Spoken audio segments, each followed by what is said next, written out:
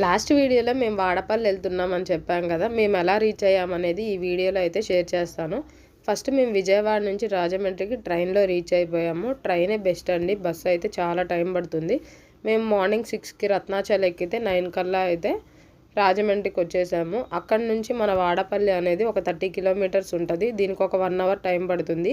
Vadapalli reach అవ్వడానికి మనకి buses అవైలబుల్గా ఉంటాయి, ఆటోస్ అవైలబుల్గా ఉంటాయి. మేమైతే ఆటోలోనే వెళ్ళాము. బస్సు అయితే అన్ని స్టాప్స్ ఆగిద్ది, ఇంకా లేట్ అయిపోతుంది అని చెప్పి.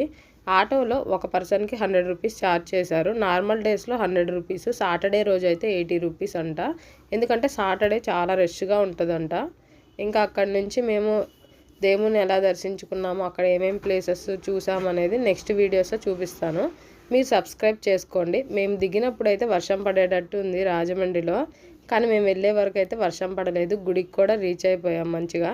మొత్తం గ్రీనరీ, చాలా ఊర్లు దాటుకుంటూ వెళ్ళాలి మనం. ఆత్రేయపురం ఊరు మొత్తం దాటుకుంటూ వాడపల్లికి వెళ్ళాలి.